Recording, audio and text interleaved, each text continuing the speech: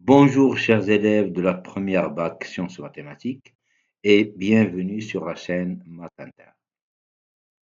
Dans cette vidéo, nous allons aborder les méthodes de calcul des limites des fonctions irrationnelles quand x tend vers l'infini.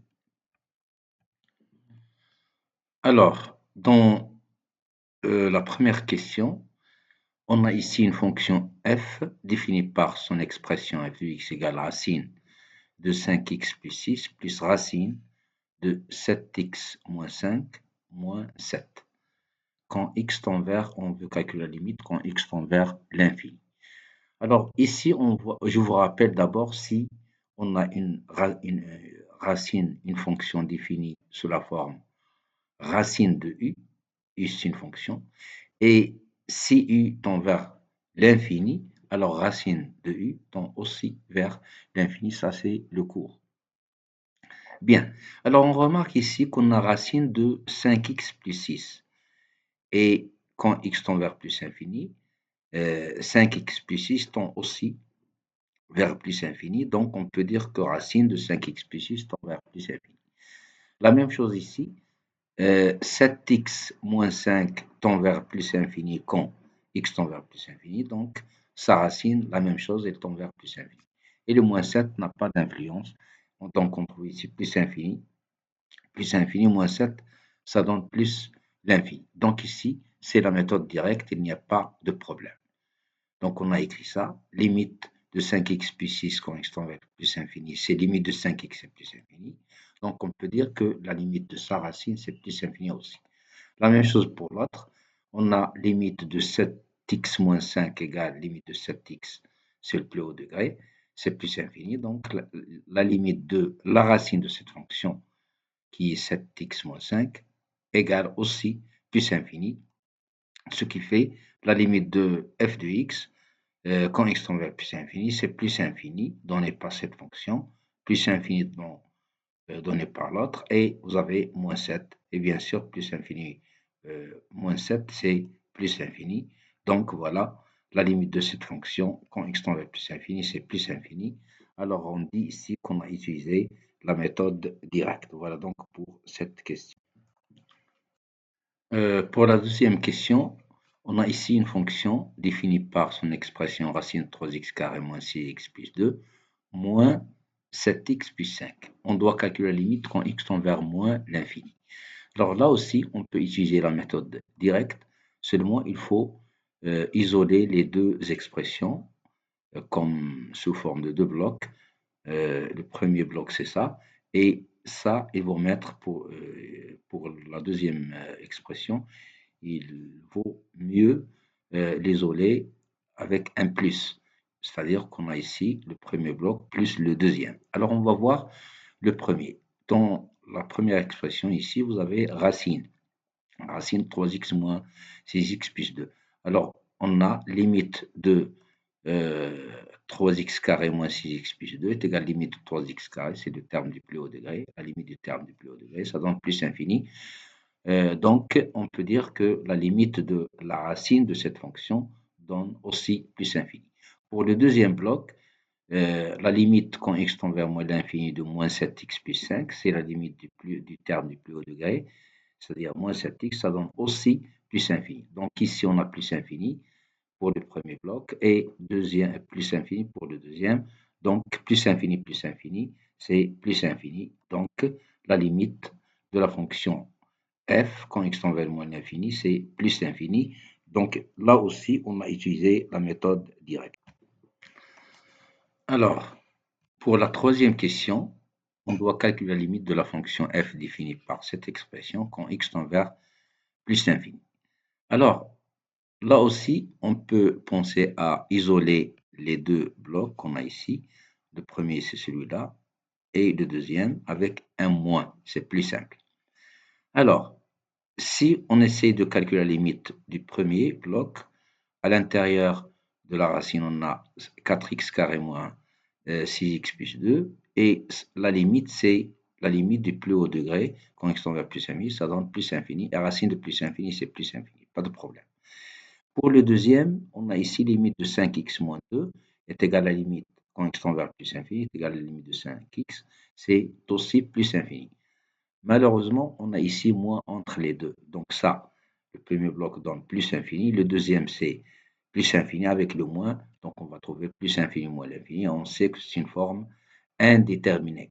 Donc ici, la méthode directe ne convient pas. On ne peut pas l'utiliser parce que ça donne une forme indéterminée. Donc ici, on a une deuxième méthode. On essaye de transformer cette expression qui est sous la forme d'une différence, on essaie de la rendre sous forme d'un produit. Donc on va faire une factorisation, mais une factorisation forcée avec le terme du plus haut degré. C'est ce qu'on va voir maintenant. Bien, alors f de x, on factorise à l'intérieur de la racine, on factorise le polynôme par x carré, par le terme x carré qui est le plus haut degré ici. Bien, ça donne x carré à l'intérieur, x carré facteur de 4 moins 6 sur x plus 2 sur x carré. Et pour le deuxième bloc, on factorise par x qui est ici, qui porte ici le plus haut degré, 1, donc x facteur de ça. On sait que, donc on doit séparer, ici vous avez racine du produit, on va les séparer, ça donne racine de x carré qui est valeur absolue de x, multiplié par la racine de ce qui reste à l'intérieur. Et voilà, on n'a pas encore touché à ça.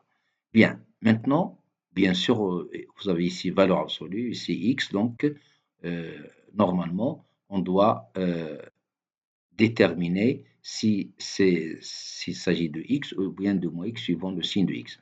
Alors ici, on travaille dans le cas où x tend vers plus l'infini. Donc, on peut dire, ce qui nous intéresse ici, c'est les nombres ou bien la partie positive parce que on veut calculer la limite quand x tend vers plus l'infini. Donc, si x est positif, pour x est positif, on a la valeur absolue de x, c'est x. Donc, la fonction, dans ces conditions, la fonction devient, ou bien la factorisation devient comme ça. Je peux factoriser par x parce que la valeur absolue de x, c'est x. Voilà ce qu'on va trouver. Maintenant, on peut calculer la limite des termes qui contiennent la variable. X, ici, tend vers plus infini, ça c'est clair. Mais 6 sur x, c'est 6 fois 1 sur x. 2 sur x carré, c'est 2 fois 1 sur x carré. Ici, vous avez 2 sur x, c'est 2 fois 1 sur x. Donc, le plus important, c'est de donner la limite de 1 sur x et puis de 1 sur x carré. Bien sûr, ici, on a limite de 1 sur x quand x tend vers plus infini, c'est 1 sur l'infini, c'est 0. Et là aussi, 1 sur l'infini, c'est plus infini, c'est 0. Donc, vous voyez que ici, on trouve que des zéros. Et ici, on a plus infini, ce qui donne la limite de f de x quand x tend vers plus infini est égal ici plus infini. Et à l'intérieur, on a racine de 4 moins 0 plus 0. C'est racine de 4, ça donne 2. Et ici, moins 5 moins 2 sur x, 2 sur, ça donne 0. Donc ce gars, c'est 5. Donc la limite, c'est plus infini fois 2 moins 5. Et 2 moins 5, c'est moins 3. Donc ça donne moins l'infini. Donc à la fin, on a trouvé que la limite de f de x quand x tend vers plus infini, c'est plus infini. Alors on peut dire qu'on a utilisé la méthode de factorisation dans cet exercice. Bien, pour la quatrième question, on doit calculer la limite de la fonction f de x, bien f, quand x tend vers moins l'infini, avec cette expression, x est égal à racine de de ce polynôme, plus 7x plus 2. Alors là, on va essayer aussi de mettre en évidence deux parties, ou bien deux blocs, comme j'ai appelé ça. Bien, alors, pour x tend vers moins l'infini, le polynôme qui se trouve à l'intérieur de la racine donne plus infini parce que c'est la limite de 9x carré, le terme du plus haut degré. Donc, toute la racine donne aussi plus infini. Mais ici, 7x plus 2 donne moins l'infini quand x tend vers moins l'infini. Donc, c'est une forme indéterminée. Là aussi, on ne peut pas utiliser la méthode directe, mais on va essayer de factoriser. Donc, la même chose, on va factoriser par x carré à l'intérieur, qui devient bien sûr valeur absolue. Racine de x carré, c'est valeur absolue de x. Et ici, on a factorisé par x. Alors ici, on a x tend vers moins l'infini. Donc ce qui nous intéresse, c'est la partie négative de R. Donc pour x inférieur à 0, valeur absolue de x égale à moins x. Donc on peut maintenant on peut factoriser par x, mais ici on va laisser la trace de moins parce que c'est moins x. Donc c'est x facteur de moins cette racine plus ce nombre. Et de la même manière, on va voir que 1 sur x, et on a ici 1 sur x qui tend vers 0, 1 sur x carré qui tend vers 0 lorsque x tend vers moins l'infini. Et la même chose ici, 1 sur x fois 2. Bien, donc 1 sur x et 1 sur x carré donnent 0. Et le x qui se trouve ici, c'est moins l'infini. Donc la limite de la fonction f quand x tend vers moins l'infini, ça donne moins l'infini à l'extérieur. Et à l'intérieur, vous avez moins racine de 9 parce qu'ici, on n'a que des zéros. Ici, on a 7. Donc c'est moins l'infini fois moins 3 plus 7, ce qui donne 4 fois moins l'infini, c'est moins l'infini. Voilà, donc là aussi, on a utilisé la méthode de factorisation. Bien, pour la cinquième question, on a ici à calculer la limite de f de x quand x tend vers plus infini avec f de x égale à ça. Alors, de la même façon, on essaye de voir ici comme si on a deux parties sous forme de différence. Le premier bloc ou bien la première partie, c'est cela, et moins ça. Alors, le x tend vers plus infini. On voit qu'à l'intérieur, ça donne plus infini parce qu'on a 25x carré moins 6x plus 7 fonction polynôme, on prend le terme du plus haut degré, ça donne plus infini. Donc la racine, c'est aussi plus infini. La racine de cette fonction tend aussi vers plus infini. Et ce que vous avez ici, 5x moins 1, lorsque x tend vers plus infini, ça donne limite de 5x qui est aussi plus infini. Et entre les deux, on a moins. Donc, vous voyez qu'on a une forme indéterminée. Bien, alors ici, on ne peut pas utiliser la méthode directe ni la méthode de factorisation parce que même si on factorise, ici, on va trouver x, puisqu'il est positif, x facteur de racine de 25 et des termes qui tendent vers 0. Ici, 5 et le terme ici qui tend vers 0. Donc, ça va donner à l'extérieur l'infini, plus infini, fois 5 moins 5, ce qui donne 0. Donc, c'est inutile de penser à utiliser ni la méthode directe, ni la méthode de factorisation à cause de 5 moins 5. Ici, vous voyez racine de 25 qui va donner après 5. Ici, vous avez 5. Si on factorise, on va trouver à l'extérieur plus infini multiplié par 5 moins 5 qui donne 0. Et on sait que 0 fois l'infini, c'est une forme indéterminée. Donc ici, on va utiliser une nouvelle méthode, c'est la méthode du conjugué, dite du conjugué. C'est-à-dire qu'il faut multiplier et diviser par le conjugué de cette expression, donc c'est-à-dire par racine de tout ça, plus, entre parenthèses, 5x moins 1. Donc on va multiplier et diviser. Voilà, donc on a fait ça. Voilà le conjugué, en bas, en haut et en bas. Et on continue le calcul. Si je fais le calcul, je trouve ici une identité remarquable qui donne tout ça au carré. Donc ça enlève la racine. Et moins 5 ou moins 1, le tout au carré. Après calcul, on va trouver 4x plus 6 en haut. Et ce qui reste en bas, c'est le conjugué.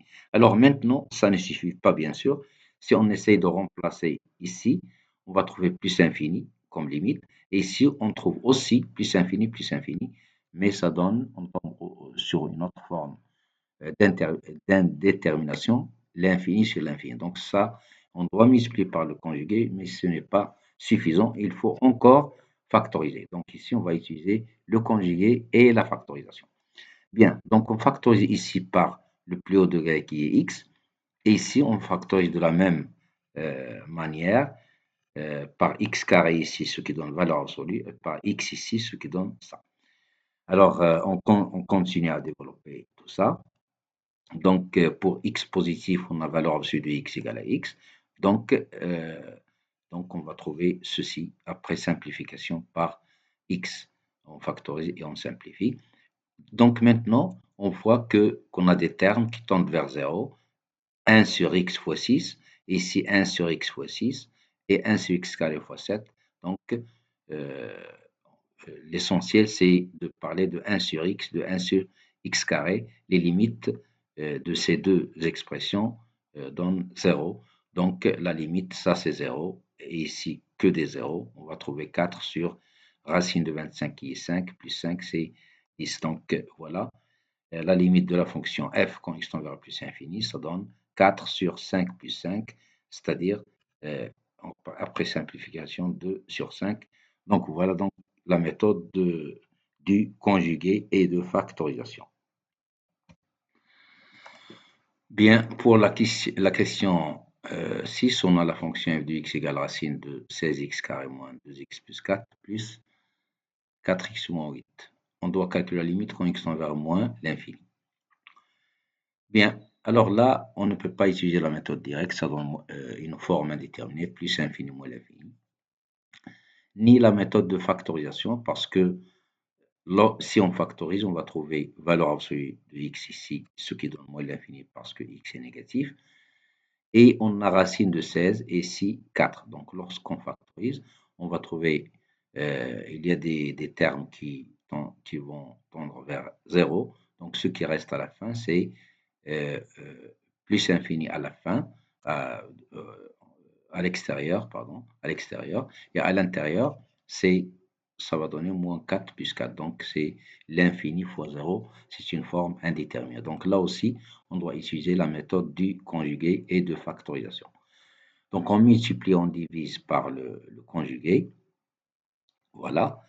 Et on fait les calculs. On va trouver ici f de x égale 62x moins 60 sur le conjugué qui est ici moins. Voilà. Alors, maintenant, on va factoriser par x en haut et par, après, pour le moment, pour ce bloc, on a factorisé par valeur absolue de x parce qu'on a à l'intérieur la factorisation par x carré donne valeur absolue de x moins x facteur de ça. Donc, bien sûr, ici, x est négatif, donc valeur absolue de x c'est moins x, d'où f de x devient comme ça après simplification. Et bien sûr, la limite de 1 sur x et la limite de 1 sur x carré quand x tend vers moins l'infini, c'est 0. Donc, la limite de f de x quand x tend vers moins l'infini, ça donne ici 62 plus 0. Ici, que des 0. Et on trouve en bas moins 4, moins 4. Voilà donc la limite, c'est moins 31 sur 4. Voilà donc là aussi on a utilisé la méthode du conjugué. Donc d'après ce qu'on vient de voir, on a vu qu'il y a trois méthodes. On peut utiliser la méthode directe ou bien, bien sûr, c'est la plus simple méthode. Après, si ça ne marche pas, on utilise la deuxième méthode qui est la méthode de factorisation, si c'est possible. Sinon, si les deux premières méthodes ne marchent plus, on utilise la troisième qui est la méthode du conjugué et du factorisation. Voilà, donc c'est tout pour cette vidéo. Je vous remercie pour votre attention et je vous donne rendez-vous pour une prochaine vidéo.